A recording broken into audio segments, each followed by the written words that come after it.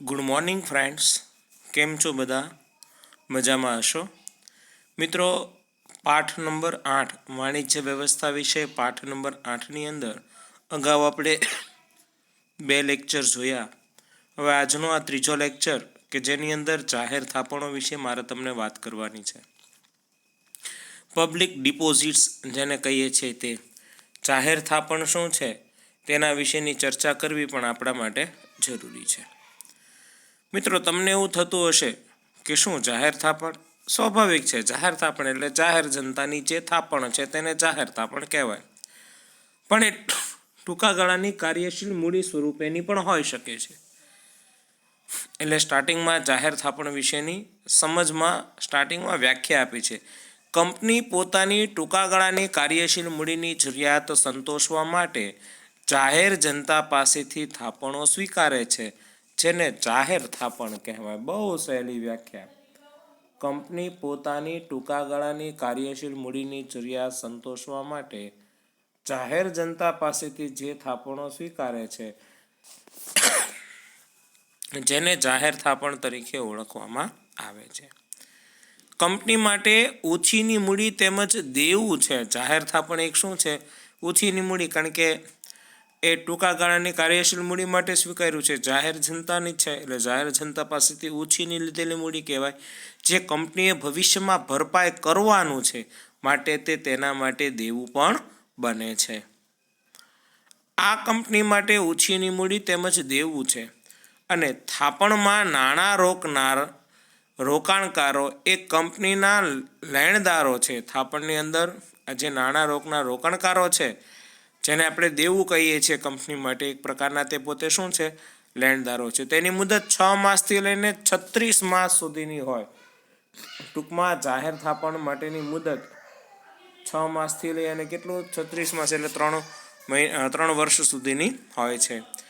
થાપણદારોને company ચોક્કસ દરે વ્યાજ ચૂકવે છે. જાહેર થાપણ પર શું ચૂકવવામાં આવે છે? વ્યાજ ચૂકવવામાં આવે છે. વ્યાજ કઈ રીતના? તો કે દર મહિને, દર 3 મહિને, દર 6 મહિને કે દર વર્ષે આ વ્યાજ ચૂકવી શકાતું હોય છે. અથવા પાકતી મુદતે તથા વ્યાજ એક સાથે ચૂકવવામાં આવે છે. કંપની ધારા 2013ની જોગવાઈ મુજબ બેન્કિંગ અને નોન બેન્કિંગ ફાઇનાન્સ કંપની સિવાય જાહેર થાપણો જાહેર જનતા પાસેથી સ્વીકારી શકાતી નથી. આ એક નવો રૂલ્સ એન્ડ રેગ્યુલેશન આવ્યો કંપની ધારો 2013 મુજબ, કે બેન્કિંગ ફેક્ટર હોય કે નોન બેન્કિંગ ફાઇનાન્શિયલ ફેક્ટર હોય, એ કંપની સિવાય જાહેર થાપણો જાહેર જનતા પાસેથી સ્વીકારી શકાતી હોતી નથી. ટૂંકમાં જાહેર થાપણ વિશે શું કીધું? તો કે કંપની પોતાની ટૂંકા ગાળાની કાર્યશીલ મૂડીની જરૂરિયાત સંતોષવા માટે જાહેર જનતા પાસેથી થાપણો સ્વીકારે છે, તેને જાહેર થાપણ કહેવાય છે. અને આ જાહેર થાપણ એક પ્રકારની ઓછીની મૂડી છે જે કંપનીએ ભવિષ્યમાં પરત કરવાની છે માટે તે દેવું બને છે. અને જાહેર થાપણદારો એ કંપની માટે લેણદાર કહેવાતા હોય છે, જેના પર ચોક્કસ દરે તેમને વ્યાજ મળે છે. આ વ્યાજ દર મહિને, દર 3 મહિને, દર 6 મહિને કે દર વર્ષે એકસાથે હિસાબ કરીને ચૂકવવામાં આવતું હોય છે. હવે આ જાહેર થાપણથી કંપનીને શું ફાયદા થાય એ બાબત, એટલે જાહેર થાપણના ફાયદા. સૌથી પહેલું છે નાણાં મેળવવામાં શું રહે? જાહેર થાપણ દ્વારા નાણાં સરળતાથી મેળવી શકાય છે. પ્રતિષ્ઠિત અને નફો કરતી કંપનીઓને સરળતાથી નાણાં, બજારમાંથી જે કંપની પ્રતિષ્ઠિત છે અને નફો કરતી હોય તેને સરળતાથી નાણાં મળી રહે છે. નાણાં મેળવવાનો ખર્ચ પણ કેવો થાય છે? ઓછો. કંપની અન્ય કોઈ સ્ત્રોત કે માધ્યમથી નાણાં મેળવે તો ત્યાં તેને વધુ ખર્ચ થાય છે. જ્યારે જાહેર થાપણ દ્વારા જો તે નાણાં મેળવશે તો નાણાં મેળવવા પાછળ તેનો ખર્ચ ઘણો ઓછો થતો હોય છે. નાણાંની પ્રાપ્તિના અન્ય સાધનો કરતાં જાહેર થાપણ દ્વારા નાણાં ઓછા ખર્ચે અને ઓછા સમયમાં મેળવી શકાય છે. એટલે કે એ મેળવવાનો ખર્ચ ઓછો થતો હોય છે. ત્રીજું, કંપની જાહેર થાપણ દ્વારા નાણાં મેળવે છે તો એની જે મિલકત છે, મિલકત કેવી રહે છે? બોજ મુક્ત રહે છે, કારણ કે એના માટે કોઈ મિલકત એને ગીરવે મૂકવી પડતી હોતી નથી. જાહેર થાપણ દ્વારા નાણાં મેળવતી વખતે કંપનીએ મિલકતો ગીરો મૂકવી પડતી નથી, તેથી ભવિષ્યમાં આ મિલકતો ગીરો મૂકી અને વધુ ઉછીની મૂડી મેળવવી હોય તો પણ મેળવી શકાતી હોય છે. એટલે કે એની મિલકત જે છે એ મિલકત કેવી રહેતી હોય છે તો કે બોજ મુક્ત રહેતી હોય છે, એના પર કોઈ પણ જાતનો બોજ રહેતો નથી.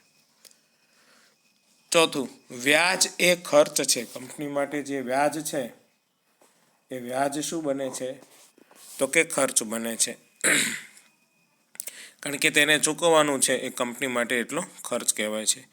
જાહેર થાપણ પર ચૂકવવું પડતું વ્યાજ એ કંપની માટે ખર્ચ છે, તેથી કંપનીએ જે કાંઈ આવક થઈ હોય એ આવકવેરામાંથી જો આ ખર્ચની રકમ બાદ મળે છે, તેથી કંપનીને કર પણ કેવો ભરવો પડે, કરવેરો પણ કેવો ભરવો પડે તો કે ઓછો, કારણ કે જેટલો ખર્ચ આવો વધારે હશે એટલો એને જે કાંઈ આવક થઈ હશે આવકમાંથી આ વ્યાજની રકમ બાદ કરી અને ટેક્સ સરકારને ઓછો ભરવો પડતો હોય છે, એટલે કરવેરામાં પણ એ ફાયદો થાય છે. એટલે વ્યાજ એ ખર્ચ છે તો એ પણ એક ફાયદાકારક બાબત છે. પાંચમું, કાર્યશીલ મૂડી તરીકે તેનો ઉપયોગ થાય છે. જાહેર થાપણ જે 3 માસથી લઈ અને 6 માસથી લઈ 36 માસ સુધી ધંધાની અંદર લાવવામાં આવેલી હોય તો તેનો એ મૂડીનો ઉપયોગ તમે કઈ મૂડીમાં કરી શકો તો કે કાયમી મૂડીમાં નથી કરી શકાતો, પરંતુ કાર્યશીલ મૂડીની અંદર તેનો ઉપયોગ કરી શકાતો હોય છે. કંપની પોતાની ટૂંકા ગાળાની નાણાકીય જરૂરિયાત સંતોષવા માટે જાહેર થાપણો દ્વારા નાણાં મેળવી કાર્યશીલ મૂડીની જરૂરિયાત સંતોષી શકતી હોય છે.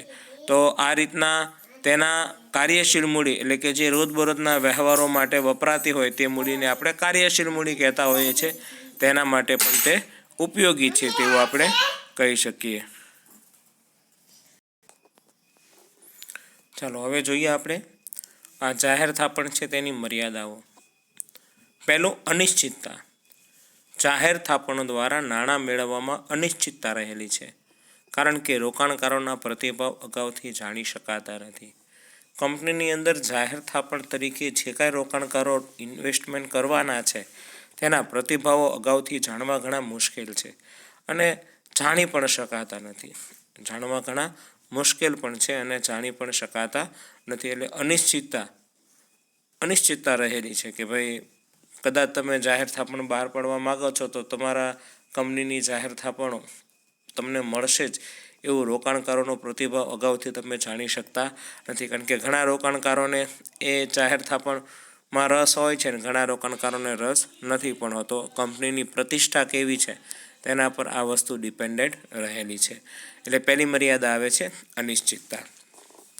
મર્યાદા નંબર 2, રોકાણકારોને જોખમ. આની અંદર જોખમ કોનું રહેલું છે તો કે રોકાણકારોને જોખમ રહેલું છે. શું કામ જોખમ રહેલું છે એ જુઓ. ઉપર તમને કીધું હતું કે ભાઈ આની મિલકત છે ને બોજ મુક્ત રહે છે, એવો ફાયદો આવ્યો હતો.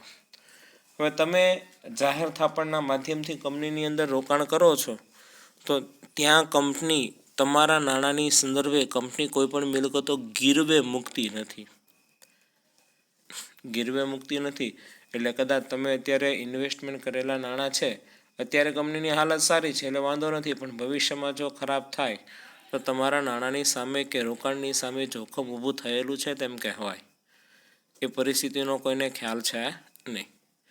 જાહેર થાપણો બિનસલામત દેવા ગણાય છે, તેથી નાણાં રોકનાર માટે જોખમનું તત્વ રહે છે. જાહેર થાપણને કેવા દેવા કીધા છે? બિનસલામત, એની અંદર સલામતી રહેલી નથી, એટલે નાણાં રોકનાર માટે તે જોખમનું તત્વ રહે છે, એટલે કે જોખમનું તત્વ કહેવાતું હોય છે. ત્રીજું, જાહેર થાપણ એ શું છે તો કે સુખના સમયના સાથી. મેં તમને મિત્રો અગાઉ કીધું હતું ઇક્વિટી શેરમાં, ઇક્વિટી શેર એ દુઃખના સમયના સાથી છે, જ્યારે જાહેર થાપણ એ સુખના સમયના સાથી છે. અહીંયા તમને વિધાન તરીકે પૂછાય, જાહેર થાપણ એ સુખના સમયના સાથી છે, શા માટે? સમજાવો, અથવા વિધાનની યથાર્થતા ચર્ચો. તો અહીંયા તમે એ બાબતને સમજાવી શકો છો. જાહેર થાપણ એ કંપની માટે સાનુકૂળ અને સુખના સમયના સાથી કહેવાય છે, કારણ કે જ્યારે કંપનીની આર્થિક પરિસ્થિતિ બગડે કે કંપની વિશે બજારમાં ખોટી અફવા ફેલાય ત્યારે રોકાણકારો પોતાની થાપણો પાકતી મુદત પહેલાં પરત મેળવવાનો ઘસારો કરે છે અને થાપણો એકસાથે ઉપાડી લે છે. આવા સંજોગો કંપનીની મુશ્કેલીમાં વધારો કરે છે. માટે જાહેર થાપણ એ સુખના સમયના શું છે? સાથી છે. જાહેર થાપણમાં આવું કાંઈ બનતું નથી. જ્યારે રોકાણકારો આવો ઘસારો કરતા હોય ત્યારે એ નાણાં જાહેર થાપણના માધ્યમથી પૂર્ણ કરી શકાતા હોય છે. એટલે જાહેર થાપણ એ કંપની માટે સાનુકૂળ અને સુખના સમયના સાથી છે એવું આપણે કહી શકતા હોઈએ છીએ. કારણ કે આવી કંપનીની આર્થિક પરિસ્થિતિ ગમે ત્યારે બગડે. કંપની વિશે ઘણી વખત બજારમાં અફવાઓ, ખોટી અફવાઓ પણ ફેલાતી હોય. તો આ બધી બાબતો માટે એ થાપણો પાકતી મુદત પહેલાં પરત મેળવવાનો ઘસારો કરે છે. ઘણી વખત થાપણો ઉપાડી પણ લેવી પડતી હોય. થાપણદારો એકસાથે થાપણ ઉપાડવા માટેનો પણ ઘસારો કરતા હોય. તો આવા સંજોગોમાં કંપનીની મુશ્કેલીમાં વધારો કરનારી આ બાબત બને છે. માટે જાહેર થાપણને સુખના સમયના સાથી તરીકે ઓળખવામાં આવે છે. નવી અને નબળી કંપનીઓ માટે મુશ્કેલી બને છે. જેની સ્થિતિ આર્થિક રીતના સદ્ધર છે, બજારની અંદર જેની પ્રતિષ્ઠા સારી છે, એના માટે તો જાહેર થાપણ સહેલાઈથી મળી શકશે.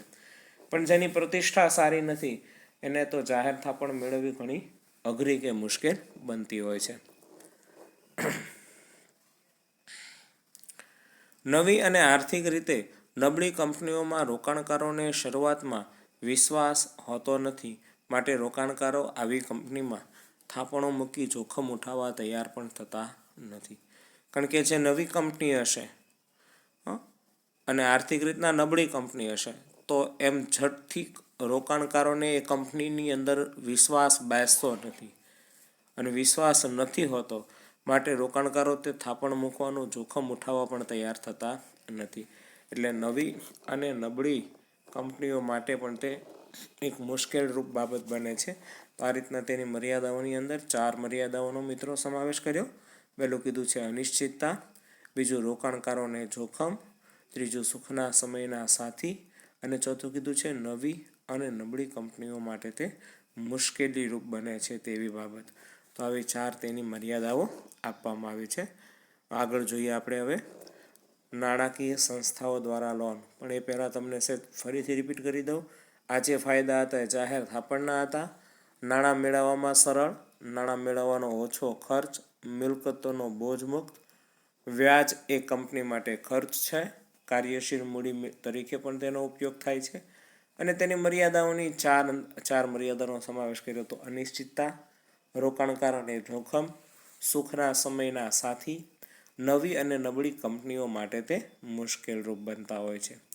હવે મિત્રો આપણે જોવાનું છે નાણાકીય સંસ્થાઓ દ્વારા કંપનીઓને જે લોન અપાતી હોય છે એ લોન માટેની વાત થાય છે. અ લોન ફ્રોમ ફાઇનાન્શિયલ ઇન્સ્ટિટ્યુશન્સ. વિજ્ઞાન અને તકનીકી ક્ષેત્રે એટલે કે ટેકનોલોજી ક્ષેત્રે પરિવર્તનો થવાથી ઉદ્યોગ ધંધાનો વિકાસ વધ્યો છે. તેથી તેવા ઉદ્યોગ ધંધાને લાંબા ગાળાની મૂડીની જરૂરિયાત પણ વધુ રહેતી હોય છે. વૈયક્તિક રોકાણકારો અને વેપારી બેન્કો આ જરૂરિયાત પૂરી પાડી શકે તે બાબત શક્ય છે નહીં, એટલે કે ઘણી કઠિન છે. તેથી લાંબા ગાળાની મૂડીની જરૂરિયાતોને પહોંચી વળવા દેશમાં વિશિષ્ટ નાણાકીય સંસ્થાઓની જરૂરિયાત ઉદ્ભવી છે. કેવી કીધી છે? લાંબા ગાળાની મૂડીની જરૂરિયાતોને સંતોષવા માટે લાંબા ગાળાની મૂડીની જરૂરિયાતોને પહોંચી વળવા દેશમાં વિશિષ્ટ નાણાકીય સંસ્થાઓની જરૂરિયાત ઉદ્ભવી છે. તો ભારતમાં આઝાદી પછી પંચવર્ષીય યોજનાઓ શરૂ થતાં ઔદ્યોગિક વિકાસ પર ભાર મૂકવામાં આવ્યો છે. જાહેર ક્ષેત્ર તથા ખાનગી ક્ષેત્ર ઊભા થતાં ઉદ્યોગોને લાંબા ગાળાની મૂડી મળે તે હેતુથી ભારત સરકાર દ્વારા નાણાકીય સંસ્થાઓની સ્થાપના કરવામાં આવી છે. કારણ કે ઉદ્યોગો પોતાનો વિકાસ કરી શકે એટલે જાહેર ક્ષેત્ર તથા ખાનગી ક્ષેત્ર ઊભા થતા ઉદ્યોગોને લાંબા ગાળાની મૂડી મળી રહે તે હેતુથી ભારત સરકાર દ્વારા આવી નાણાકીય સંસ્થાઓની સ્થાપના કરવામાં આવી છે. અને સાથે સાથે નાના અને મધ્યમ કદના એકમોની નાણાકીય સહાય મળે તે ઉદ્દેશથી રાજ્ય નાણાં નિગમોની પણ સ્થાપના કરે છે. આ બધું ફાઇનાન્શિયલ બેકગ્રાઉન્ડ જેટલું મજબૂત હશે એટલું કંપનીઓ બજારની અંદર વધારે સમય ટકી રહેતી હોય છે. કારણ કે જ્યારે નવી કંપની હોય અને નફો ન કરતી કંપની હોય તો એવી કંપની બજારમાં લાંબો સમય ટકવું હોય ત્યારે આવા લોકોની મદદ મળે છે તો એ લાંબો સમય ટકી શકે છે. જ્યાં સુધી આવા લોકોની મદદ મળતી નથી ત્યાં સુધી તેઓનું ટકવું પણ ઘણું મુશ્કેલ કે કઠિન બની જતું હોય છે. તો લાંબા ગાળાની ઓછીની મૂડી પૂરી પાડનાર કેટલીક મુખ્ય નાણાકીય સંસ્થાઓ નીચે મુજબની છે કે જેની અંદર આપણે અલગ અલગ સંસ્થાઓનો સમાવેશ કર્યો છે. તો એમાં 5 સંસ્થાઓના નામ અહીંયા દર્શાવેલા છે.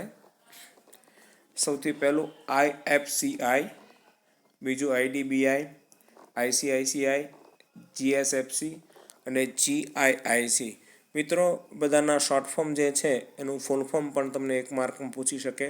IFCI એટલે શું? તો કે industrial finance corporation of India, IDBI industrial development bank of India, ICICI industrial credit and investment corporation of India, GSFC Gujarat state finance corporation, GIIC Gujarat industrial investment corporation એટલે કે ભારતીય ઔદ્યોગિક નાણાં નિગમ, ભારતીય ઔદ્યોગિક વિકાસ બેંક, ભારતીય ઔદ્યોગિક શાખ અને રોકાણ નિગમ, ગુજરાત રાજ્ય નાણાકીય નિગમ, ગુજરાત ઔદ્યોગિક રોકાણ નિગમ.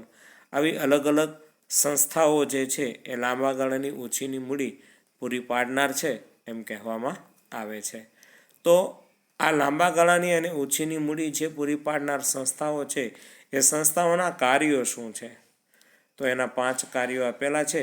એ કાર્યો આપણે જોઈએ અને ત્યારબાદ આગળ બેંક વિશેની ચર્ચા કરીએ. તો સૌથી પહેલું આવી નાણાકીય સંસ્થાઓના કાર્યો સંદર્ભેની વાત કરીએ છીએ. તો નાણાકીય સંસ્થાઓના કાર્યો સંદર્ભે સૌથી પહેલું કાર્ય આપેલું છે શેર ખરીદીને નાણાં પૂરા પાડે છે.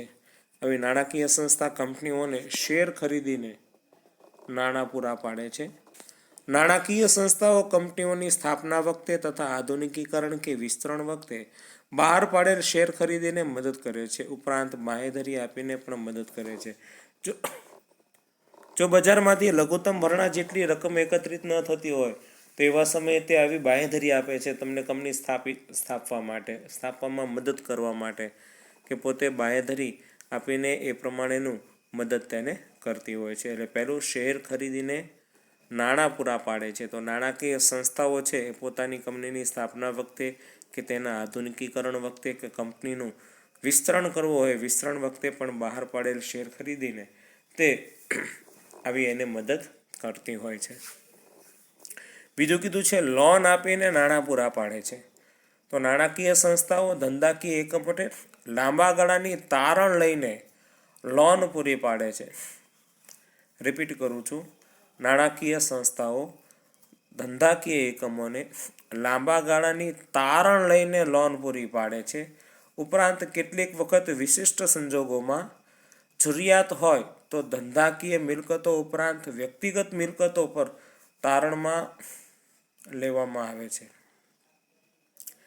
હવે તારણ લઈને લોન પૂરી પાડવી એટલે શું? તો એક પ્રકારની કહીએ ને તો ધંધાકીય મિલકતો જે છે એ ત્યાં ગીરવે થોડા ઘણા સંજોગોમાં એની નોંધણી થયેલી હોય, એનું રજિસ્ટ્રેશન થયેલું હોય, એ બાબતને ધ્યાનમાં રાખીને તેને લોન પૂરી પાડવામાં આવતી હોય છે. તો લાંબા ગાળાનું આ એક બાબત, એક રિસર્ચ, એક સંશોધન કર્યા બાદ આ પ્રકારની લોન પૂરી પાડવામાં આવતી હોય છે. તકનીકી સેવાની સીધી ચૂકવણી દ્વારા પણ મદદ કરે છે. ટેકનોલોજીની સેવાની સીધી ચૂકવણી દ્વારા તેને મદદ કરતી હોય છે. ધંધાકીય એકમોને કેટલીક વાર તકનીકી અને નિષ્ણાતોની સેવા મેળવવા માટે મોટી રકમના ખર્ચ કરવા પડે છે. તે માટે કંપનીને સેવા ઉપલબ્ધ કરાવે છે અને તે અંગેની ચૂકવણી નાણાકીય સંસ્થાઓ સીધી કંપની વતી જે તે તકનીકી કંપનીને કરતી હોય છે. હવે અહીંયા તકનીકી એટલે કે ટેકનોલોજીની સેવાની સીધી ચૂકવણી દ્વારા મદદ કરે છે. આ નાણાકીય સંસ્થાઓ છે એ આવી બધી કંપનીઓને જે કંઈ આવી ટેકનોલોજીવાળી સેવા મળતી હોય છે તેની અંદર પણ તેને મદદ કરતી હોય છે. એટલે કે એમાં ખર્ચ કરવા પડતા હોય છે. કંપની સેવા ઉપલબ્ધ કરાવે છે. નિષ્ણાતોની સેવા મેળવવા માટે પણ આ પ્રકારનો ખર્ચ કરવો પડતો હોય છે. અને આ રીતના નાણાકીય સંસ્થાઓ સીધી કંપની વતી સીધી તકનીકી કંપનીઓને આ પ્રકારને ખર્ચ પૂરો પાડતી હોય છે. તેનું એ કાર્ય છે. બાંહેધરી પૂરી પાડવી. ધંધાકીય એકમોના જામીન બનીને અન્ય નાણાકીય સંસ્થાઓને બાંહેધરીની ખાતરી આપવામાં આવે છે. આમ પરોક્ષ રીતના કંપનીઓને નાણાં મેળવવા માટે મદદ કરે છે. કંપની જે છે પરોક્ષ રીતનું તમે વિચારો તો નાણાં મેળવવા માટે પણ આવી સંસ્થાઓ, આવી કંપનીઓ તેને મદદ કરતી હોય છે. એટલે ધંધાકીય એકમના જામીન બનીને અન્ય નાણાકીય સંસ્થાઓને સલામતીની ખાતરી આપે છે. તો આવી ઘણી બધી નાણાકીય સંસ્થાઓ છે એ એકમના જામીન તરીકેની, કે ભાઈ તમે આ સંસ્થાને નાણાં આપો, એના જામીન તરીકે અમે છીએ, એના નાણાં જો ખોટા થશે તો અમે તમને નાણાં ભરપાઈ કરી આપતા હોઈએ છીએ. તો પરોક્ષ રીતના કંપનીને નાણાં મેળવવામાં પણ આવી નાણાકીય સંસ્થાઓ એક બાંયધરી તરીકે પણ તેને મદદરૂપ થાય છે. એક બાંયધરી આપે છે એટલે તેને નાણાં સરળતાથી મળી રહેતા હોય છે. અન્ય સેવાઓમાં નાણાકીય સંસ્થાઓ કંપનીની સ્થાપનામાં મદદ કરવી, બજાર સંશોધન, વિદેશી બજારોની માહિતી જેવી સેવાઓ પણ તે આપે છે. એટલે વિદેશની બજાર અંતર્ગતની માહિતી આવી નાણાકીય સંસ્થાઓ દ્વારા મળી રહેતી હોય છે. બજાર અંગે તે લોકો સંશોધન પણ કરતા હોય છે. કંપનીની સ્થાપના કરવી હોય તો સ્થાપનામાં પણ તે મદદ કરતા હોય છે. તો આવી બધી કાર્યો નાણાકીય સંસ્થાઓ એ કંપનીઓને મદદ કરતા હોય છે. તો આ રીતના નાણાકીય સંસ્થાઓના કાર્યોની અંદર આવા અલગ અલગ 5 કાર્યોનો સમાવેશ કરવામાં આવેલો છે. મિત્રો આગળ જોઈએ તો હવે આવે છે વેપારી બેંક. વેપારી બેંક કઈ રીતના મદદ કરતી હોય? વેપારી બેંક નાણાકીય સંસ્થાઓને, ધંધાકીય એકમોને મતલબ કે જે ધિરાણ આપવાનું હોય તો ધિરાણ આપવા માટે કેટલી રીતે તે ધિરાણ આપી શકે? તો કે 3 રીતના. એક પ્રકારની કાર્યશીલ મૂડી કહેવાતી હોય છે. તો કાર્યશીલ મૂડી સંદર્ભે તે લોકો અલગ અલગ 3 રીતના ધિરાણ આપી શકતા હોય છે. તો એ 3 રીત અહીંયા આપેલી છે. એક લોનના માધ્યમથી, એક કેશ ક્રેડિટના માધ્યમથી અને એક ઓવરડ્રાફ્ટના માધ્યમથી તે લોકોને ધિરાણ પૂરું પાડવામાં આવતું હોય છે. તો ખાસ વેપારીઓ અને ઉદ્યોગપતિઓ પોતાની કાર્યશીલ મૂડીની જરૂરિયાતોને સંતોષવા માટે મહદઅંશે વેપારી બેંકો પર તે આધાર રાખે છે. અને આવી રીતના વેપારી બેંકોના માધ્યમથી જ આ પ્રકારનું તે લોકોને ધિરાણ આપવામાં આવતું હોય છે. એમાં સૌથી પહેલું ધિરાણ કીધું છે લોનના માધ્યમથી ધિરાણ આપવામાં આવે છે. હવે લોનના માધ્યમથી કઈ રીતના ધિરાણ મળતું હોય છે એ વસ્તુ આપણે જોવાની છે. વેપારી બેંકો લોન દ્વારા ધંધાદારી સંસ્થાઓને ધિરાણ આપે છે. લોન શબ્દ તમારા માટે જાણીતો છે. જેમ કે આપણે હાઉસિંગ લોન, તો એક ઘર મેળવવા માટેનો હેતુ છે, એ પર્પઝ છે, પર્પઝથી જ લોન આપવામાં આવે છે. ગોલ્ડ લોન, સોના પર ધિરાણ આપવામાં આવે છે.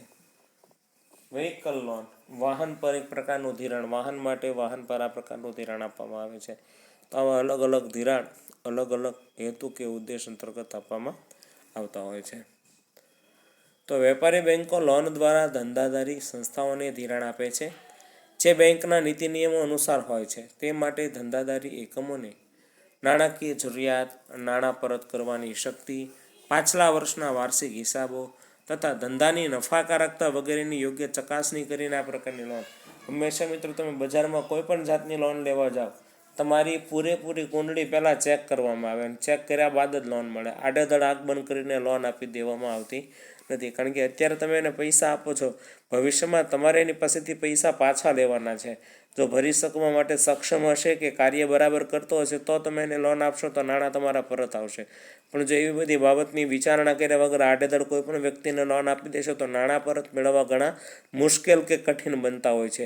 એટલે આવું ન બને એટલા માટે પહેલાં પૂર્વ તપાસ કરવી અને તપાસ કર્યા બાદ આ પ્રકારનું કાર્ય હાથ ધરવામાં આવતું હોય છે.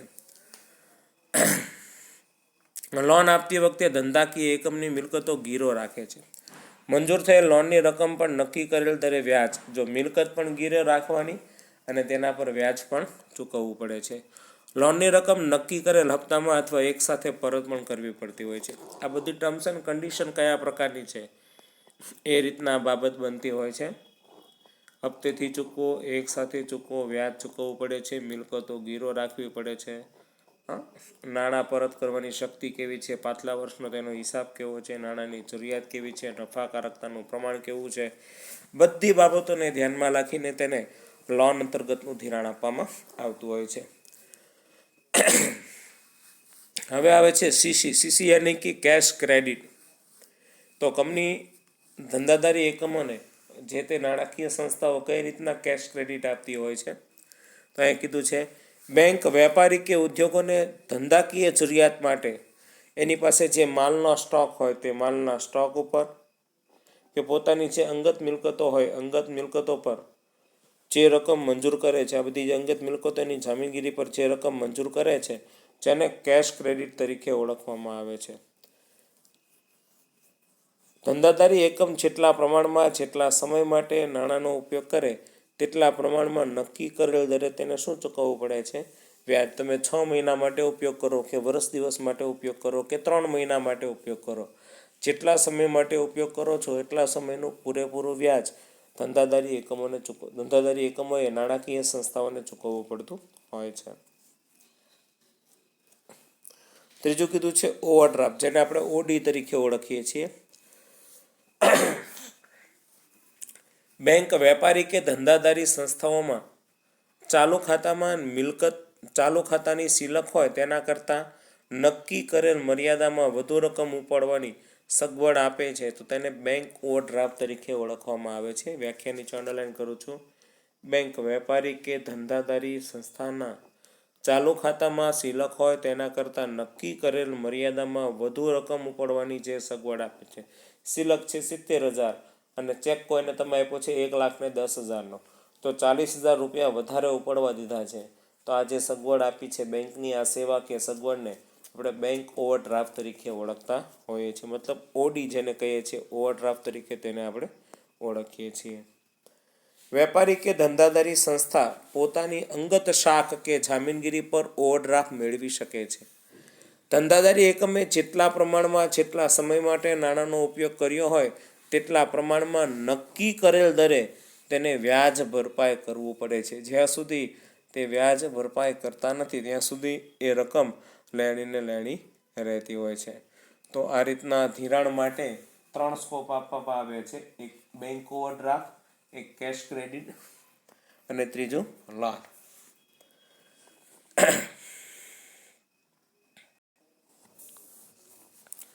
વેપારી શાખ અથવા ધંધાના લેણદારો.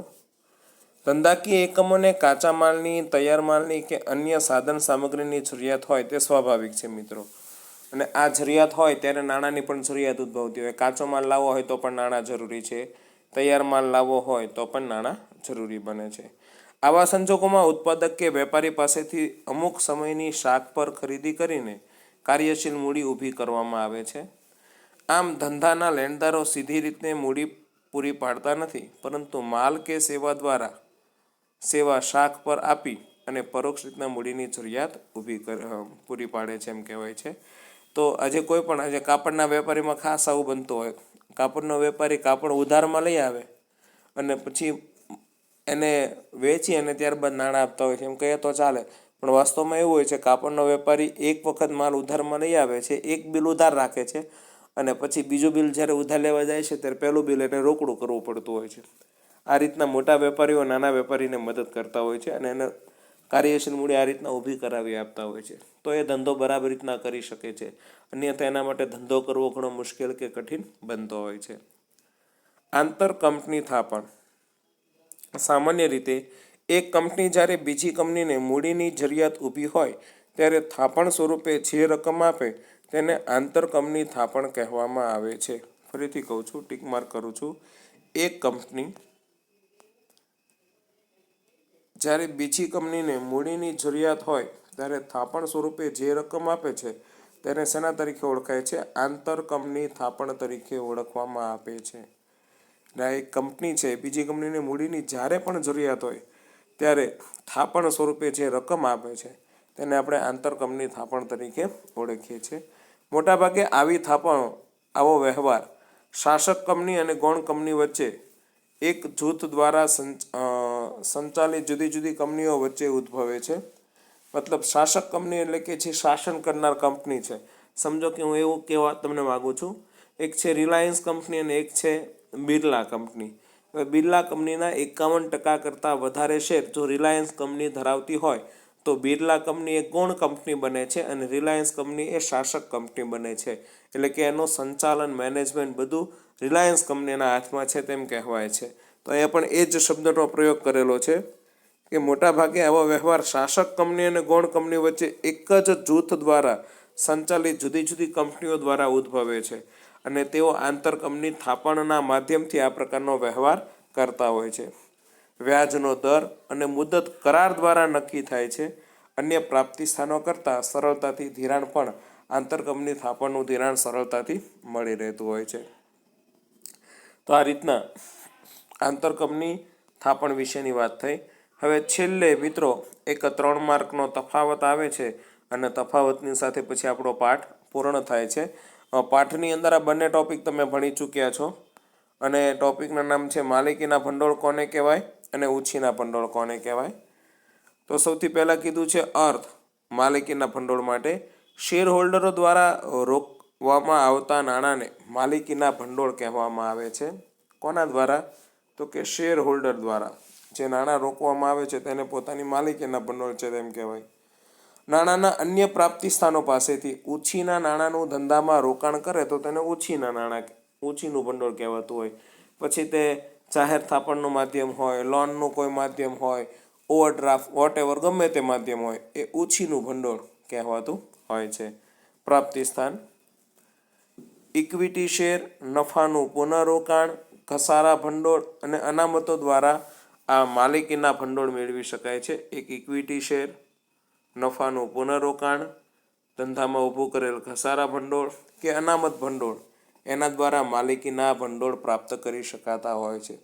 પરંતુ ડિબેન્ચર જે ચોક્કસ સમયે પરત કરવાના છે, વેપારી બેંકોએ આપેલ ધિરાણ તે પણ પરત કરવાનું છે, નાણાકીય સંસ્થાઓ દ્વારા મેળવવામાં આવેલ ધિરાણ તે પણ પરત કરવાનું હોય છે. માટે તેને ઉછીના ભંડોળ તરીકે ઓળખવામાં આવે છે. એટલે એ ત્યાંથી એ ઉછીના ભંડોળ મેળવી શકાતા હોય છે. ત્યારબાદ કીધું છે વળતર. તો નાણાકીય ભંડોળ જે હોય છે માલિકીના ભંડોળ હોય છે, ભંડોળ ઉપર વળતર તરીકે ડિવિડન્ડ મળે છે. શું મળે છે? ડિવિડન્ડ. કારણ કે પોતાની માલિકીના ભંડોળ છે. ફોર એક્ઝામ્પલ તરીકે તમે ઇક્વિટી શેર સ્વરૂપે કોઈ કંપનીની અંદર રોકાણ કર્યું હશે, કંપની પ્રોફિટ કરશે તો તમને ઇક્વિટી શેર ઉપર ડિવિડન્ડ પ્રાપ્ત થતું હોય છે. જ્યારે ઉછીના ભંડોળ પર વળતર તરીકે નિશ્ચિત દરે વ્યાજ ચૂકવવું પડે છે. તમારે બીજાને ચૂકવવાનું છે. ઉછીનું ભંડોળ છે તો તમારે એના પર તમારે ચોક્કસ વ્યાજ ચૂકવવું પડતું હોય છે. વળતરનો દર. તો માલિકીના ભંડોળમાં વળતરનો દર કેવો હોય છે? અનિશ્ચિત હોય છે. જ્યારે ઉછીના ભંડોળમાં વળતરનો દર કેવો રહેલો છે? તો કે નિશ્ચિત રહેલો છે. છેલ્લે કીધું મૂડી પરત. માલિકીની મૂડી સૌથી છેલ્લે પરત થાય છે.